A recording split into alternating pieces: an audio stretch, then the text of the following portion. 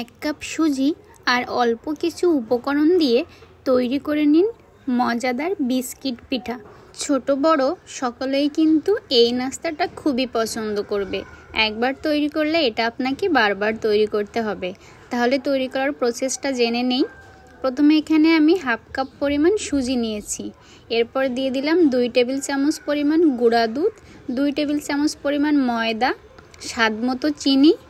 এরপর দিয়ে দেব 2 টেবিল চামচ পরিমাণ বেকিং সোডা। রুম টেম্পারেচারে রাখা একটা ডিম দিয়ে দিলাম। এখন ভালোভাবে মেখে নেব। প্রায় 2 থেকে 3 মিনিট সময় নিয়ে এগুলোকে খুব ভালোভাবে মেখে নিয়েছি। দেখুন অনেকটা আঠালো আঠালো হয়েছে। এরপর আরও কিছু উপকরণ অ্যাড করব। এখন দিয়ে দেব 1 টেবিল চামচ পরিমাণ সরিষার তেল। আপনারা কিন্তু সয়াবিন তেলও দিতে পারেন। এখন খুব ভালোভাবে মেখে নেব। তেলটা ভালোভাবে মেখে নেওয়ার পর দিয়ে দেব 1 টেবিল চামচ পরিমাণ দুধ। আমি এখানে দুধটা জাল করা দুধ নিয়েছি। আবারও কিছুক্ষণ ভালোভাবে মেখে নেব। এভাবে বেশ কিছুটা সময় মেখে নেওয়ার পর এরকম একটা বেটার তৈরি হয়েছে। এখন ঢাকা দিয়ে রেখে দেব 5 মিনিটের জন্য। 5 মিনিট পর ঢাকনাটা খুললাম। দেখুন কেমন হয়েছে। পেস্টটা একটু নরম নরম হয়ে যাবে। এখন হাতে কিছুটা ঘি মাখিয়ে নিয়ে এরকম ছোট ছোট ডো তৈরি করে নেব। তারপর একটা শেপ দেব। আমি এখানে একটা বিস্কিটের মতো শেপ দিয়েছি। আপনারা চাইলে যে কোনো শেপ দিতে পারেন, তবে এটা ভাজি করার পর আর এরকম সেম শেপ থাকবে না, অনেকটা ফুলে ফেপে উঠবে। তো এভাবে আমি বিস্কিটের মতো শেপ দিয়ে সবগুলো বিস্কিট পিঠা তৈরি করে নিলাম। দেখুন একে একে আমি সবগুলোকে তৈরি করে নিয়েছি। আর আমার আজকের রেসিপিটা যদি আপনাদের ভালো লেগে থাকে তাহলে আমার ভিডিওতে একটা লাইক দেওয়ার অনুরোধ রইল। আর আমার ভিডিওর কোনো অংশটি আপনাদের ভালো লেগে থাকলে আমার চ্যানেলটিকে সাবস্ক্রাইব করে জয়া কুকিং স্টুডিওর সঙ্গেই থাকবেন।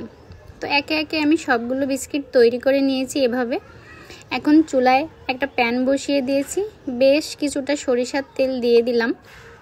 আপনারা চাইলে সয়াবিন তেলও ভাজি করতে পারেন। একটু ডুবো তেলে ভাজি করলে ভালো হয়। তো মিডিয়াম আঁচে এই পিঠাটাকে ভাজি করতে হবে। এটা পিঠা বলেন বা বিস্কিট বলেন, আমি এটার নাম দিয়েছি বিস্কিট পিঠা। তো মিডিয়াম আঁচে এটাকে ভাজি করলে খুব ভালো হবে। তাহলে ভিতর থেকেও খুব ভালোভাবে কুক হয়ে যাবে এবং বাইরেটাও পুড়ে যাবে না। একটু হাই হিটে তড়িঘড়ি করে ভাজি করতে গেলে কিন্তু পিঠাটা একদমই ভালো হবে না। তো এভাবে কয়েকবার করে করে উল্টে পাল্টে দিয়ে ভাজি করে নিতে হবে। আমি এখানে বেশ কয়েকবার করে উল্টে পাল্টে দিয়ে ভাজি করে নেব। আর এভাবে একবার এই বিস্কিট পিঠাটি বাসায় তৈরি করে দেখবেন, চায়ের সাথে কিন্তু বেশ মজা লাগবে খেতে। আর এই বিস্কিট পিঠাটি আপনি বেশ কিছুদিন সংরক্ষণ করতে পারবেন। একটা এয়ারটাইট বক্সে করে রেখে দিলে কিন্তু এটা আপনি প্রায় 15-20 দিনের মতো সংরক্ষণ করতে পারবেন। তো আমার পিঠাগুলো ভাজি করা হয়ে গেছে। এখন একে একে তুলে আমি তেল ঝরিয়ে নিয়েছি। এই যে এখন রেডি। খুবই অল্প উপকরণে মজাদার নাস্তা রেসিপিটা কেমন লাগলো সবাই কমেন্ট করে জানাবেন। পরবর্তীতে নতুন কোনো ভিডিও নিয়ে আসবো। সবাই অনেক ভালো থাকবেন। ধন্যবাদ।